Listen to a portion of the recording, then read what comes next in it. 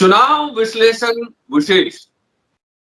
दोस्तों, रतनलाल बोल रहा हूं। काम की बात में आपका स्वागत है और पेश है अम्बेडकरनामा। हाल ही में 5 राज्यों में चुनाव संपन्न हुए। उत्तर प्रदेश, उत्तराखंड, गोवा, पंजाब और मणिपुर।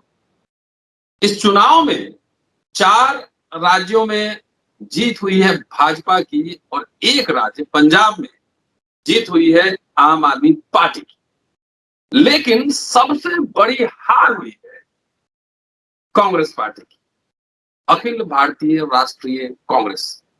हर जगह पंजाब में सरकार थी, सुपड़ा साफ हो गया है। हर जगह उनकी बहुत ही शर्मनाक हार हुई। इस हार के क्या मायने? अभी हाल ही में कांग्रेस के बड़े नेता और पूर्व केंद्रीय मंत्री कपिल सिब्बल ने एक तल्ख टिप्पणी की है नेतृत्व के ऊपर। परसों कांग्रेस वर्किंग कमेटी CWC की मीटिंग हुई और उसमें 5 राज्य के जो प्रेसिडेंट हैं, जो अध्यक्ष हैं कांग्रेस के, उनसे इस्तीफा मांगा गया है। क्या है इसके मायने? क्या सिर्फ राज्य के अध्यक्षों के इस्तीफा से मामला बात बन जाएगी? उत्तर प्रदेश में प्रियंका गांधी खुद बहुत सक्रिय थी। क्या है पूरा मसला? किस किस तरह के सवाल उठ रहे हैं और कांग्रेस के भविष्य का क्या होने वाला है? इन तमाम पहलुओं को समझने के लिए हमारे साथ संजीव जी हैं, चंडीगढ़ से हैं, वरिष्ठ पत्रकार हैं, पंजाब हरियाणा विशेष रूप से कवर करते हैं, पॉलिटिकल बीट देखते हैं और इसके अलावा खास तौर से उत्तर भारत की पूरी राजनीति पर और देश की राजनीति पर इनकी पैनी नजर होती है। इनसे जानने की कोशिश करेंगे कि आखिर CWC की मीटिंग के और 5 राज्यों के प्रेसिडेंट, कांग्रेस प्रेसिडेंट के इस्तीफा मांगने के क्या मायने हैं। संजीव जी, स्वागत है अम्बेडकरनामा में आपका। नमस्कार सर, कैसे हैं आप? नमस्कार, ठीक हूँ। आप कैसे हैं सर? बहुत बढ़िया। चलिए बताइए क्या है मामला। आप तो पंजाब में लगातार, जो आपने कहा था चुनाव के समय वही हुआ और आम आदमी पार्टी की सरकार बन गई और प्रचंड बहुमत से बनी है। आज मुख्यमंत्री की शपथ भी ले ली है उन्होंने, मान साहब ने। जी जी। कांग्रेस पे आज फोकस रखेंगे कि कांग्रेस क्या अपने पुराने एजेंडे से भटक गई है? बिल्कुल वाद संवाद का स्पेस नहीं है। क्या परिवर्तन आ रहे हैं उसके इंटरनल ऑर्गेनाइजेशन में? मास लीडर क्यों नहीं दिख रहे हैं कांग्रेस में? तमाम ये बातें बताइए संजीव। देखिए, सबसे बड़ी बात यह है कि जो इम्पोर्टेंट एक घटनाक्रम से हम शुरू करेंगे कि घटनाक्रम ये हुआ कि कांग्रेस वर्किंग कमेटी के बाद, मीटिंग के बाद जो पहले कयास लगाए जा रहे थे कि कांग्रेस के जो बड़े लीडर्स हैं जैसे राहुल गांधी, सोनिया गांधी, ये इस्तीफे की पेशकश करेंगे। हालांकि वैसा कुछ हुआ नहीं और इस्तीफे के पेशकश कोई इलाज भी नहीं है कि अगर वो इस्तीफे का पेशकश कर दें और उससे कांग्रेस पार्टी की जीत के प्रति आगे आश्वस्त हो जाएगी या कांग्रेस के पास ऐसे लीडरशिप है जो कांग्रेस को मजबूत करे। इनफैक्ट कांग्रेस एकदम ऐसे लग रही है कि मरनासन की अवस्था में है। न टॉप लीडरशिप के पास कुछ है और ना जो निचले लेवल पे उनके जो लीडरशिप है उनके पास कुछ नजर आ रहा है। अब सवाल यह है कि 5 राज्यों के अध्यक्षों से इस्तीफा मांगने से क्या हो जाएगा? महत्वपूर्ण सवाल यह है कि क्या वो 5 राज्यों के अध्यक्ष ही कांग्रेस के चुनाव हार का एक जिम्मेवारी है उनके पास? क्या उन्हीं के कारण कांग्रेस हारी? या कांग्रेस इसकी चिंतन करे कि आखिर वो लगातार क्यों हार रहे हैं? 2014 से लगातार हार रहे हैं। 2014 के बाद कुछ राज्यों के विधानसभा में उनकी वापसी हुई थी। राजस्थान में उनकी वापसी हुई, मध्य प्रदेश में उनकी वापसी हुई, छत्तीसगढ़ में हुई, कर्नाटक में हुई। लेकिन कर्नाटक में तो चलिए गठबंधन में उनकी वापसी हुई, लेकिन देखा गया कि कांग्रेस के विधायक ही टूट के भाग गए। मध्य प्रदेश में उनकी सरकार चली गई, कर्नाटक में सरकार चली गई। तो कहीं ना कहीं सिर्फ राष्ट्रीय अध्यक्ष अगर प्रदेश अध्यक्षों से इस्तीफा लेके अगर मामले को रफा दफा करने की कोशिश करते हैं तो इससे ना कांग्रेस मजबूत होने जा रही है, ना कांग्रेस का निकट भविष्य में लगता है कि कोई वापसी होगी। क्योंकि कांग्रेस मूल रूप से जो फॉल्ट लाइन है उस पर निगाह नहीं रखना चाहती, उसको दूर नहीं करना चाहती और न ही वो बेसिक प्रिंसिपल जो है, जो कांग्रेस का प्रिंसिपल रहा है बिफोर पार्टीशन, जो बिफोर इंडिपेंडेंस जो कांग्रेस का प्रिंसिपल था या कांग्रेस की नीतियां थी, उस पे आना चाहती है। कांग्रेस का निचले, पहले तो सबसे बड़ा तो कांग्रेस की जो लीडरशिप है उनके पास कार्यकर्ता अब जमीन पे कई राज्यों में है ही नहीं और जहां कार्यकर्ता है वहां पे उनका कोई संवाद नहीं है। कांग्रेस पॉलिटिकल टूरिज्म कर रही है। देखिए 2004 से 2010-14 तक कांग्रेस ने शासन किया। 2014 के बाद कांग्रेस लगातार हार रही है, 2 चुनाव हारी है और कांग्रेस आजादी के बाद सबसे बुरे दौर से गुजर रही है। 1990 में भी जब बीपी सिंह की सरकार बनी थी तो कांग्रेस के पास सीटें अच्छी थी, विपक्ष मजबूत विपक्ष के रूप में कांग्रेस थी, लेकिन आज कांग्रेस की दयनीय स्थिति है। तो इसके लिए क्या कारण है? कांग्रेस कहीं ना कहीं जो बेसिक कांग्रेस के प्रिंसिपल्स हैं उसको भूल चुकी है।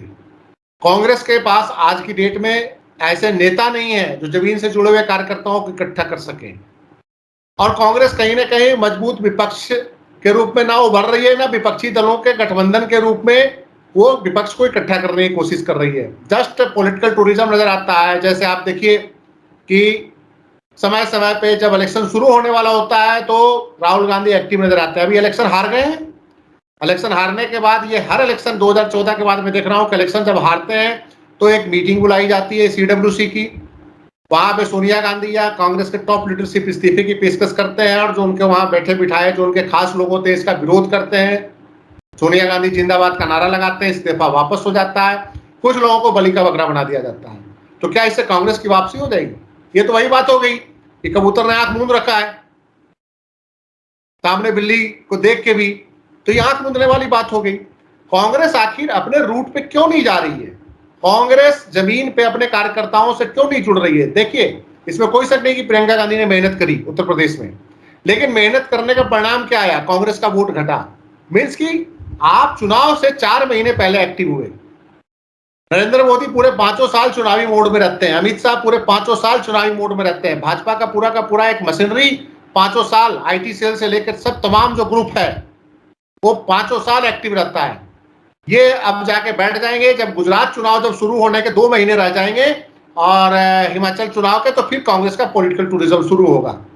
राहुल गांधी कहीं सोमनाथ के मंदिर में फिर नजर आएंगे, फिर कहीं पे ट्रैक्टर पे चलते हुए नजर आएंगे और कांग्रेस के कुछ लीडर साथ में फोटो खिंचवा रहे होंगे।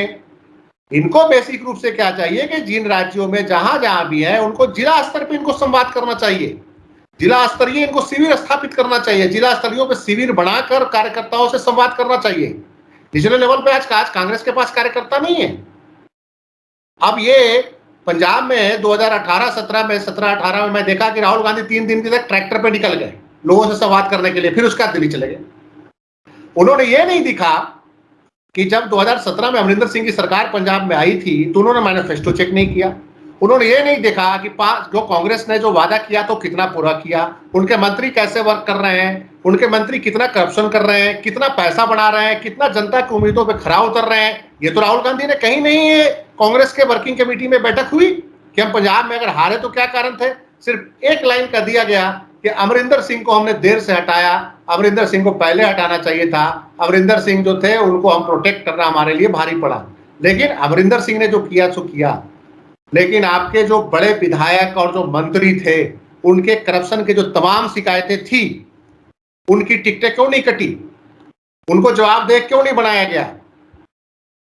और सबसे बड़ी बात यह है कि उनको जवाबदेह बनाने के बजाय आपने उनको टिकट दिया। उनके क्यों? क्योंकि वो जो है उनपे जो भ्रष्टाचार के आरोप थे उसमें अकेला अमरिंदर सिंह शामिल नहीं थे। कांग्रेस हाईकमान तक वो भ्रष्टाचार के पैसे ऊपर पहुंचने के आरोप लग रहे थे तो उन पर कार्रवाई नहीं हुई। तो अल्टीमेट कांग्रेस के जो मूल्य हैं और जिन राज्यों में आप कांग्रेस की सरकार है वो बीजेपी से अलग कैसे दिखे, इसका क्या प्रयास हुआ है? भारतीय जनता पार्टी से अलग तो कहीं सरकार नहीं दिख रही है। छत्तीसगढ़ में भी वही अदानी आज भी हावी नजर आते हैं। पंजाब में जो आपने किया वो कहीं भी अकाली दल की सरकार जो राज्य सरकार थी उससे कहीं डिफरेंट आपका शासन नहीं था, सेम शासन था। तो गवर्नेंस को लेकर या संगठन को लेकर कि कांग्रेस का जिला अध्यक्ष है, कांग्रेस का ब्लॉक अध्यक्ष है, वो कितना हाईकमान से कांटेक्ट में है? कांग्रेस हाईकमान तो अपने प्रदेश अध्यक्ष से भी बहुत लिमिटेड कांटेक्ट में आज की डेट में है। आप इलेक्शन के टाइम में सिर्फ निकल जाएंगे और सोमनाथ के मंदिर में चले जाएंगे तो उससे आपको जनता वोट नहीं देने जा रही है। पीछे आप देखिए कांग्रेस की हिस्ट्री देखिए, आजादी से पहले कांग्रेस के अधिवेशन, राष्ट्रीय अधिवेशन प्रतिवर्ष होता था। किसी विपरीत परिस्थिति में कांग्रेस की जो बैठक टाली जाती थी, अधिवेशन, जैसे सेकंड वर्ल्ड वॉर के टाइम में मैं देख रहा था कि 2-4 साल कांग्रेस का अधिवेशन नहीं हो पाया था, 42-44 के आसपास मैंने देखा हिस्ट्री के किताबों में। नहीं तो सामान्य रूप से कांग्रेस का अध्यक्ष भी बदला जाता था और कांग्रेस का राष्ट्रीय स्तर पे एक बड़ा जमावड़ा होता था, जनता के मुद्दों पे विचार विमर्श होता था और उसके बाद जनता को कैसे अच्छी डिलीवरी दी जाए। उस समय जबकि हम गुलाम थे, साधन नहीं था कांग्रेस के पास इतना जो आज साधन है इनके पास, लेकिन वो कहाँ कल्चर है। आप देखिए कि 1998 में कांग्रेस की अध्यक्ष बनी सोनिया गांधी, आज 2022 है, कितने राष्ट्रीय अधिवेशन बुलाए गए कांग्रेस के, कितना जमीनी स्तर पे कांग्रेस अध्यक्ष ने अधिवेशन बुला के अपने जो डेलीगेट्स थे उनसे अखिल भारतीय स्तर पे, राष्ट्रीय स्तर पे उनसे संवाद किया, उनकी कांग्रेस की समस्याएं सुनी। मैं कहीं देख रहा था कि 2004 से लेकर 2010 तक कि 2014 तक कांग्रेस के अधिवेशन जो है बहुत ही कम बुलाए गए और 2006 से 2010 के बीच 7 साल तक कोई पूर्ण अधिवेशन आयोजन नहीं हुआ था, 7 इयर्स गैप था। जबकि उस समय सरकार थी, जब सरकार होती है तो आपके पास रिसोर्स होते हैं और आप अधिवेशन राष्ट्रीय स्तर पर बुला के अपने कार्यकर्ताओं से संवाद कर सकते हैं कि और बेहतर कैसे प्रशासन दिया जाए। आप एक बात बताइए, भारतीय जनता पार्टी क्या ऐसी चीजों में, संगठन के ढांचों में कांग्रेस की तरह रवैया अपनाती है सत्ता में होने के बाद? भारतीय जनता पार्टी की नियमित बैठकें होती हैं, भारतीय जनता पार्टी को जो नियंत्रित जो संस्था कर रही है राष्ट्रीय स्वयंसेवक संघ, राष्ट्रीय स्तर पे इनका वार्षिक अधिवेशन है, सारे देश के प्रचारक और इनके तमाम बड़े पदाधिकारी बैठक लेते हैं अलग अलग मुद्दों पे और अपनी मशीनरी को जिंदा रखते हैं, इलेक्शन मशीनरी को जिंदा रखते हैं कि कैसे दोबारा सत्ता हासिल किया जाए। कांग्रेस के जो मशीनरी है वो कहाँ होती है? जब कांग्रेस का कोई राष्ट्रीय अधिवेशन ही नजर नहीं आ रहा है तो ये मशीनरी कहाँ से जिंदा हो जाएगी? कांग्रेस के पास आरएसएस जैसा कोई संगठन नहीं है, कांग्रेस के पास आरएसएस ने जो 100-150 एनजीओ खड़ा कर रखे हैं वो नहीं है। कांग्रेस के लीडर बहुत अमीर हैं, लेकिन जब पार्टी पे खर्च करने की बात आती है, कोई अधिवेशन पे खर्च करने की बात आती है तो भाग जाते हैं। आज जो G23 के जो तमाम लीडर्स हैं वो बताएं कि उन्होंने कांग्रेस के लिए क्या किया। जो G23 कांग्रेस में बना था हार के बाद, ग्रुप 23, जिसमें कपिल सिब्बल भी उसके में एक सदस्य हैं, गुलाम नबी भी एक सदस्य है, ये बताएं कि इनका क्या जनाधार है, इन्होंने कांग्रेस के लिए क्या किया। सवाल उठाना इनका वाजिब है, ठीक है, कांग्रेस लगातार हार रही है, सवाल उठाना वाजिब है, लेकिन ये खुद तो देखें G23 के जितने लीडर की अपना क्या इनका आधार है, कहां इन्होंने कांग्रेस के संगठन को खड़ा करने में मदद करी। मंत्री रहते हुए इन्होंने क्या किया? कपिल सिब्बल एचआरडी मिनिस्टर थे, आप जानते होंगे बेहतर, मेरे हिसाब से एचआरडी मंत्री थे वो। शिक्षा के क्षेत्र में क्या किया? शिक्षा के क्षेत्र में उन्होंने वही किया जो वर्तमान सरकार कर रही है। शिक्षा का निजीकरण, प्राइवेटाइजेशन, गरीबों को शिक्षा से वंचित करने की नीतियां, कपिल सिब्बल ऐसी नीतियों के हमको लगता है कि कहीं ना कहीं जड़ में है। ये तमाम वही लोग आज भारतीय जनता पार्टी के तरफ बोलते हुए या कांग्रेस की तरफ आवाज उठा रहे हैं जो भारतीय जनता पार्टी की वर्तमान नीतियों के जड़ में कहीं बैठे रहे हैं, जनक है, जनक है।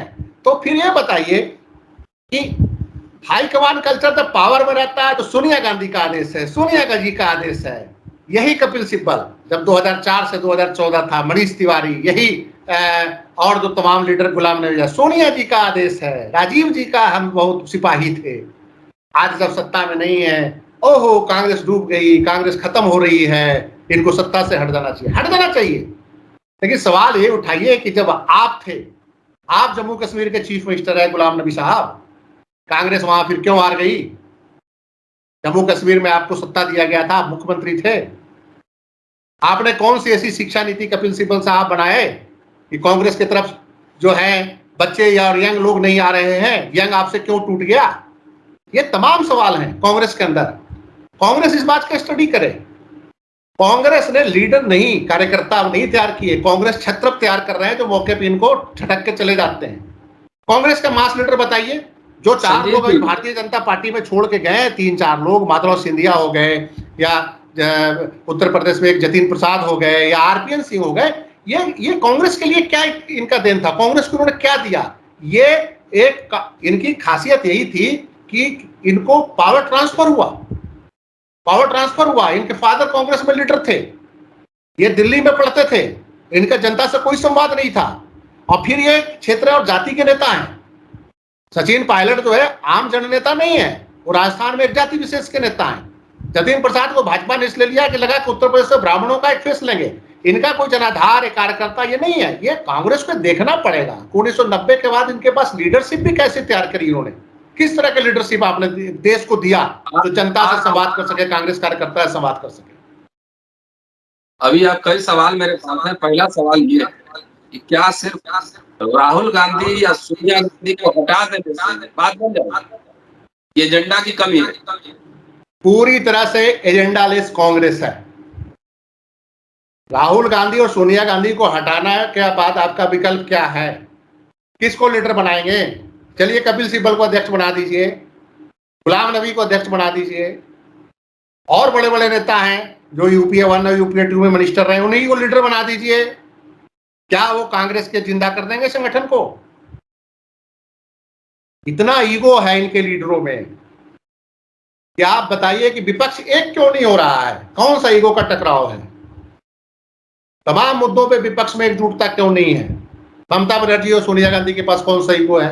जगनमोहन रेड्डी और सोनिया गांधी के पास कौन सा ईगो है? ये अपने अपने राज्य में मजबूत है। अब ये नहीं कहते कि ममता बनर्जी निर्दोष है या जगनमोहन रेड्डी निर्दोष होंगे, लेकिन जब एक सैन्य शासित देश में लंबे समय तक जो पाकिस्तान सैन्य शासित देश था, 2018 में इमरान खान जब पावर में आया, 2019 और 20 में वहां का तमाम विपक्ष इमरान खान के खिलाफ इकट्ठा हो गया। रात जबरदस्त मूवमेंट वहां चल रहा है। अपनी पुरानी दुश्मनी भूल गए नवाज शरीफ और बिलावल जरदारी की फैमिली, आसिफ अली जरदारी, बिरजू भुट्टो की फैमिली, और उन्होंने एक डेमोक्रेटिक अलायंस बना के इमरान खान का नाक में इशू पे, तमाम इशूज पे दम कर रखा है। अब नो कॉन्फिडेंस मोशन भी पिछले हफ्ते लेके आ गए तमाम विपक्ष इकट्ठा होकर। भारत में विपक्ष कहाँ है? जब वोटिंग होती है तो टूटता हुआ नजर आता है। लोकसभा राज्यसभा में 5, 7, 8, 10 एमपी गायब हो जाते हैं। जब सड़क पे आने की बात होती है तो इनका पर्सनल ईगो टकरा जाता है। और बड़ी साम्यता है, एक बड़ी चीज ध्यान से देखिए आप, Imran Khan first generation leader हैं, उनको चांदी के चम्मच में सत्ता नहीं मिली। Narendra Modi first generation leader हैं, उनको भी चांदी के चम्मच में कोई लीडर फैमिली में पैदा नहीं हुए थे। और पाकिस्तान के अंदर जो विपक्ष है, वो जो लीड कर रहे हैं विपक्ष को, वो चांदी के चम्मच वाले हैं। बिलावल जरदारी जुल्फिकार अली भुट्टो के पोते हैं, नवासे हैं, नाती है, और मरियम नवाज जो है नवाज शरीफ की बेटी है। भाई राहुल गांधी उससे तो सीखो, राहुल गांधी जी उससे सीखें कि पूरे विपक्ष को कैसे इकट्ठा करना है। मरियम नवाज से सीख लें। वो डेमोक्रेटिक कंट्री नहीं है, वहां डेमोक्रेसी बहुत वीक है, इंडिया की तरह वाइब्रेंट डेमोक्रेसी नहीं है। जब वहां के विपक्ष को समझ में आ रहा है कि हमने इमरान खान को कैसे घेरना है, तो हमारे यहाँ के विपक्ष क्या करता है? मौके पे कहां भाग जाता है, कहां नजर आता है? इकट्ठे क्यों नहीं होते? पार्लियामेंट में भी इनका इकट्ठा नहीं देखते आप, जमीन पे भी इनको सड़क पे देखिए, कहीं इकट्ठे नजर नहीं आते। तो ये एक बहुत बड़ी समस्या है। कांग्रेस के तमाम लोग छोड़ के क्यों गए मजबूत नेता? ममता बनर्जी क्यों गई? जगनमोहन रेड्डी क्यों गया? कई राज्यों में कांग्रेस कमजोर कैसी है कि आज तक मंथन नहीं हुआ 1990 के बाद। 1990 के बाद आज तक नहीं। वही फिर एडॉकिज्म की पॉलिटिक्स है कि हम यहाँ ये कर देंगे मौके पे, यहाँ पे ये कर देंगे, यहाँ पे ये कर देंगे। लेकिन संगठन का ढांचा, संगठन से संवाद, नेहरूवियन सोशलिज्म टोटली त्याग चुके हैं ये। इनके अंदर भी अदानी अंबानी के तमाम लोग घुसे हुए हैं। कुछ नहीं होना अगर इनकी सरकार आ भी जाएगी तो। भारतीय जनता पार्टी की सरकार आज चली जाए और ये आ जाए तो क्या हो जाएगा? कि अभी तक इन्होंने कुछ स्पष्ट ही नहीं किया है। अगर ये ईमानदार होते तो पिछले 1 साल, 1.5 साल, 2 साल से लगातार कह रहे हैं कि कांग्रेस कमेटी का अधिवेशन बुलाओ, आप इलेक्टेड डेलीगेट चुनो। इलेक्शन कहाँ होता है? मनोनयन होता है कांग्रेस में, नॉमिनेशन है, इलेक्शन तो है ही नहीं। तो निचले लेवल पे आप बिहार से, आप बिहार को आप बेहतर जानते होंगे। कांग्रेस पार्टी कहाँ है बिहार में बताइए? 1990 से कांग्रेस पार्टी कहाँ है? बिहार 30 साल में कांग्रेस पार्टी क्यों नहीं मजबूत हुई? उसके जगह पे भाजपा मजबूत हो गई। उसके जगह पे कांग्रेस से बेहतर प्रदर्शन सीपीआई-एमएल ने कर लिया, माले ने कर दिया पिछले चुनाव में। लेकिन कांग्रेस कहाँ है? उत्तर प्रदेश में तो आप देख ही रहे हैं।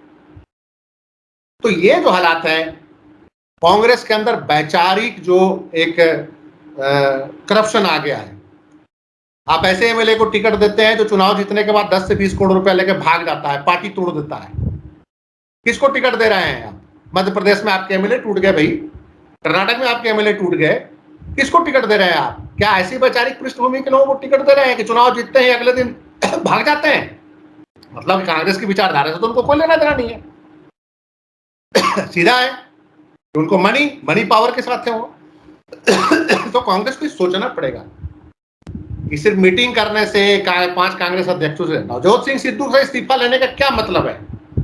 सिद्धू तो बहुत पहले से अलर्ट कर रहे थे कि पंजाब के हालात खराब हैं, 3 तरह के माफिया स्टेट को कंट्रोल कर रहे हैं, अमरिंदर सिंह सेंटर के इशारे पर चलते हैं, जो भारतीय जनता पार्टी की सरकार है, इनकी फिक्सिंग है अकाली दल के साथ। फिर भी आपने अमरिंदर सिंह को प्रोटेक्ट किया। आज सिद्धू से आप इस्तीफा ले रहे हो, क्या फायदा हुआ उससे इस्तीफा लेने से? भाई आपकी जब सरकार ने परफॉर्म ही नहीं किया, आपकी गवर्नमेंट ने कुछ काम, देखिए अगर गवर्नमेंट ने काम किया होता तो इतनी बुरी हार नहीं होती, 92 सीटें आम आदमी पार्टी को नहीं जाती। तो यह सवाल है कि इस्तीफा लेने से सिर्फ कि अपनी बला टालने से कुछ नहीं होना है। कांग्रेस को बहुत ही एक तगड़ी रिपेयरिंग की जरूरत है, ऊपर से लेकर नीचे तक। और ये पॉलिटिकल टूरिज्म करने से कुछ नहीं होगा कि आप फिर 2 महीना बैठ जाएंगे। राहुल गांधी कहीं मौके पर विदेश भी चले जाते हैं। पीछे कई बार मैं 2-4 सालों में खबरें पढ़ा हूं कि जब कोई इंपॉर्टेंट इशू होता है तो राहुल गांधी किधर है, तो कहते हैं अमेरिका के पता नहीं किधर कौन सी यात्रा पे निकल गए। तो इससे कुछ नहीं होगा। एआईसीसी में ऊर्जावान लोगों को भरे, जमीन से लोगों को जुड़े हुए लोग नजर आए। एआईसीसी और टीवी चैनलों पे जो इनके जो 8-10 जो बैठे होते हैं लोग, ये बड़े ही जो अच्छी अंग्रेजी और अच्छी हिंदी बोलते हैं, इनका जनता से कोई जुड़ाव नहीं है। ये टीवी डिबेट के माहिर हो सकते हैं। अब अगर टीवी डिबेट से इलेक्शन जीतना होता तो भारतीय जनता पार्टी के बहुत सारे ऐसे तगड़े डिबेटर हैं, वो बोलने के ही खाते हैं, पिछले 30 साल 40 साल से बोलने का ही खा रहे हैं, उनसे अच्छा भाषणबाजी कोई नहीं करता। तो ये कांग्रेस के लोग ये देखें कि जमीन से संवाद करने वाले नेता कैसे जोड़े जाएं, चाहे वो कांग्रेस हेडक्वार्टर में बिठाएं। आप कांग्रेस के कार्यकर्ता, इंदिरा गांधी के टाइम में कांग्रेस के कार्यकर्ता तो आगे दिल्ली में मिल लेता था, मैं पीछे वीडियो देख रहा था, डेली में मिलती थी। आप बताइए कि एआईसीसी में कोई जनरल सेक्रेटरी से भी कोई जिला स्तर का कार्यकर्ता या जिला अध्यक्ष जल्दी मिल सकता है? या जो एआईसीसी में जिम्मेवार अधिकारी हैं उनको बाहर से ही घुमा देते हैं, या उम्मीद करते हैं कि कुछ आया है तो हमारे लिए कोई गिफ्ट लेके आया है कि नहीं एआईसीसी के अंदर। और जहां सत्ता में स्टेट में राज्य सरकार है, वहां से सोचते हैं कि हमें और कुछ आमदनी होती रहे। तो ऐसे पार्टी थोड़ी चलती है। संजीव जी, एक टिप्पणी मैं कर रहा हूं जी। आजादी से पहले आंदोलन की पार्टी जी। अंबेडकर वैचारिक प्रतिद्वंदी थे जी। लेकिन अंबेडकर, ध्यान से सुनिएगा, अंबेडकर कांग्रेस में शामिल, कांग्रेस की सरकार में शामिल हुए। 1948 में उन्होंने कांग्रेस, लखनऊ में एक सभा में कांग्रेस की तारीफ की और उन्होंने कहा कि हम क्यों कांग्रेस में शामिल हुए। जी। नेहरू और इंदिरा गांधी एक सोशलिस्टिक पैटर्न पे उन्होंने भारत को, ठीक है, पॉइंट से सुनते थे।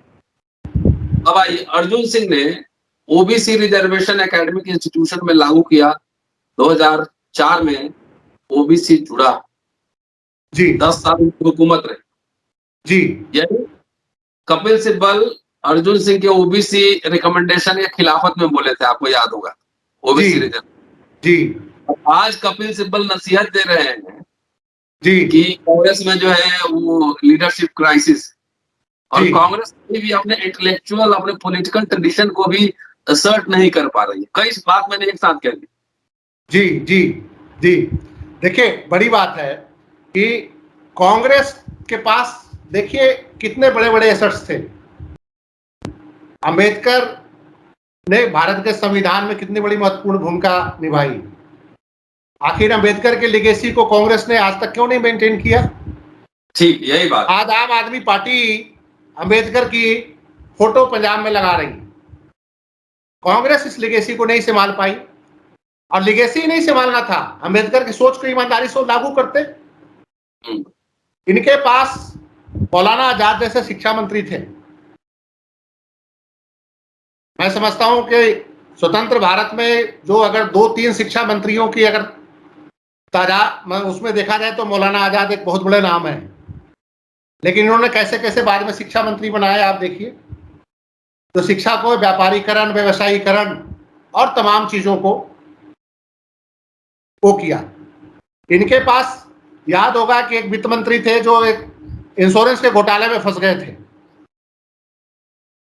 और पार्लियामेंट में नेहरू के दामाद ने ही, फिरोज गांधी ने बहुत बड़े तमाम सवाल उठाए थे। राजीव गांधी के पिता ने, नेहरू के पसीने छूट रहे थे, वित्त मंत्री को इस्तीफा देना पड़ा था। उस पॉलिटिकल लेगेसी को मनमोहन सिंह तो मेंटेन नहीं कर पाए। देखिए, नरेंद्र मोदी की सरकार में तो ऐसी चीजों से आप उम्मीद न रखिए, लेकिन कांग्रेस तो बहुत बड़ी लेगेसी लिए हुए थी। इतने बड़े बड़े तोहमत लगे, लेकिन प्रधानमंत्री प्रोटेक्ट करते रहे वैसे लोगों को। क्यों? आखिर कांग्रेस अपने इतिहास से क्यों नहीं सोचती और क्यों नहीं सीखती? कांग्रेस के लीडर कम से कम अपने स्वर्णिम इतिहास को ही पढ़ लें कि उनके पास कैसे कैसे लोग थे और वैचारिक मतभेद के बाद भी कैसे एक साथ चलते थे। आज की डेट में कांग्रेस में वैचारिक रूप से कोई विरोध कर देगा तो शायद बाहर कर दिया जाए। गांधी नेहरू परिवार के अगर खिलाफ कोई बोलेगा तो शायद बाहर कर दिया जाए। सोनिया गांधी लॉन्गेस्ट हमको लगता है कि कांग्रेस प्रेसिडेंट है, 17-18 साल हो गया 1998 से। ठीक है, 2004 में और 2009 में इनको सत्ता मिला, लेकिन कांग्रेस के वैचारिक जो इतिहास है उसको लागू करने के लिए इन्होंने क्या किया, ये तमाम सवाल हैं। भारतीय जनता पार्टी चली जाए और कांग्रेस आ जाए, लेकिन कंट्रोल कहीं एक ही जगह से हो रहा हो, वही 40-50 घराने या एक न्यू लिबरल इकोनॉमिक, उस पर सारा पॉलिसी चलता हो, तो सरकार किसी की आ जाए। भारतीय जनता पार्टी इस चीज को जान रही है, क्योंकि कांग्रेस कुछ अल्टरनेटिव देने के लिए तैयार ही नहीं है। विपक्षी दलों के साथ इनका कोई तालमेल नहीं है, वो हो जाता है। मेरी दिलचस्पी कपिल सिब्बल के टिप्पणी पे थी कि अर्जुन सिंह ने जब ओबीसी रिजर्वेशन लागू किया तो कपिल सिब्बल कहीं विदेश, जापान या कहीं थे, उन्होंने विरोध किया जी। और अर्जुन सिंह की वजह से ओबीसी की बड़ी जातियां जुड़ी थी कांग्रेस में, इसलिए 10 साल सत्ता में रहे जी। और इनकी वजह से जातियां टूटी उधर से। इन्होंने कोई स्टैंड नहीं लिया रिजर्वेशन उस तरह से। अर्जुन सिंह ने एक लीगेसी दी थी ना, वीपी सिंह के बाद अर्जुन सिंह ने एक लीगेसी, वीपी सिंह जनता दल की सरकार थी, लेकिन कपिल सिब्बल ऐसे सेंसिटिव इश्यूज का विरोध करके आज कह रहे हैं कि लीडरशिप क्राइसिस है। ये कितना ऑथेंटिक है? डेफिनेटली कपिल सिब्बल का कोई जनाधार भी नहीं है। हाँ, कपिल सिब्बल कोई जननेता नहीं है, सवाल वो बेशक उठाएं, लेकिन उनको कांग्रेस से लाभ मिला है। उन्होंने कांग्रेस को बहुत लाभ नहीं दिया है। अगर देखा जाए तो अर्जुन सिंह तो इलेक्टेड लीडर थे, मध्य प्रदेश के मुख्यमंत्री भी रहे, चुनाव भी जीतते रहे, लंबे समय से पॉलिटिक्स करते रहे, कुछ ना कुछ उनको राजनीतिक समझ बहुत ज्यादा बेहतर थी। जिस इलाके से आते थे उस इलाके की परिस्थितियों को मानते थे। वीपी सिंह भी जनता के बीच से आए हुए नेता थे, और दूसरे सबसे बड़ी बात थी कि ये प्योर अर्बन लीडर नहीं थे। कपिल सिब्बल जो है अर्बन लीडर है, लेकिन ये प्योर अर्बन लीडर नहीं थे। इनको गांव का, देहात का एक समझ और जनता की जो नब्ज की पकड़ थी इन लीडरों के पास।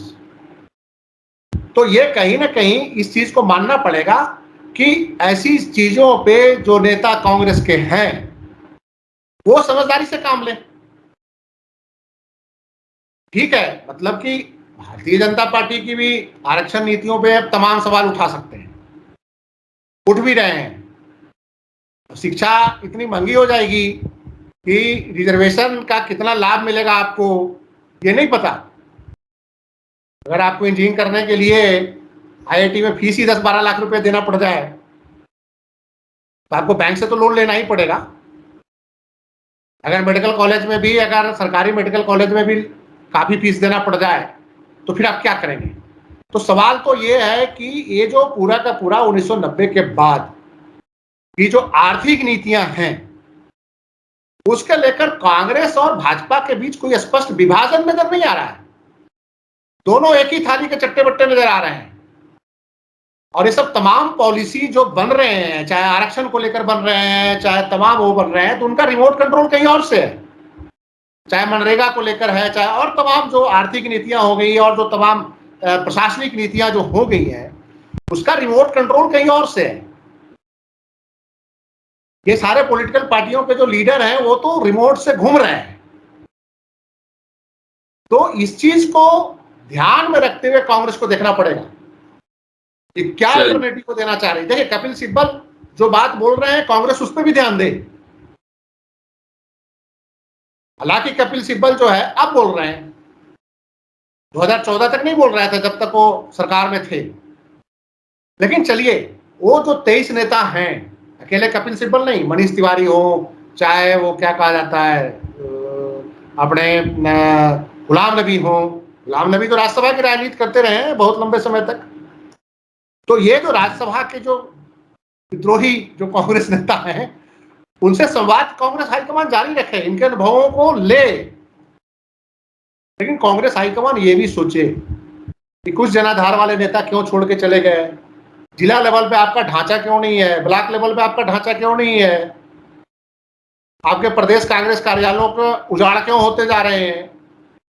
क्या इस पे कभी उन्होंने सोचा? सरकार में रहने के बाद भारतीय जनता पार्टी अपने संगठन को कैसे मजबूत कर रही है। तो देखिए आप जिले स्तर पे भाजपा के कार्यालय बन गए, कांग्रेस के कार्यालय उजाड़ हो गए। 2004 से 2013 तक 14 तक जब कांग्रेस की सरकार थी तो संगठन के ढांचे को मजबूत करने के लिए कांग्रेस ने कितना ध्यान दिया। संगठन तो उस समय तक मजबूत हो सकता था।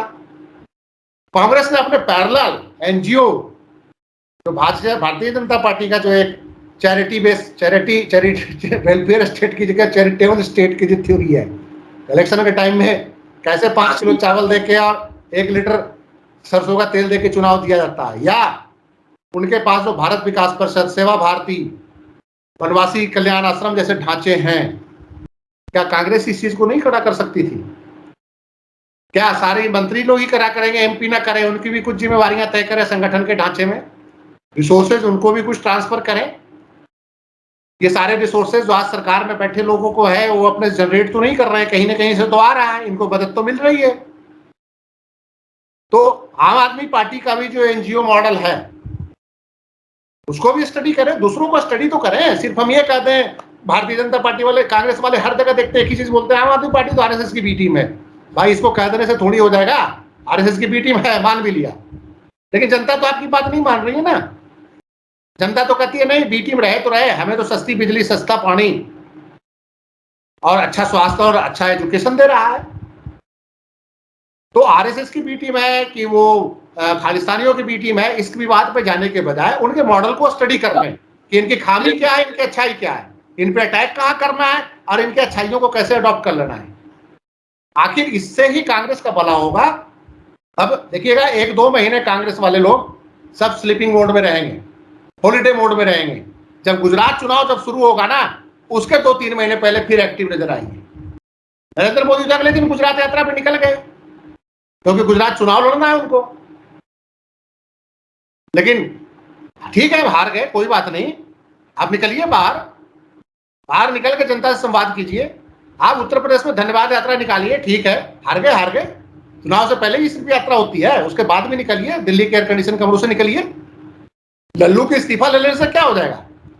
अब लल्लू के साथ ही धन्यवाद यात्रा पे निकलिए, प्रियंका गांधी निकले, राहुल गांधी गुजरात में निकले।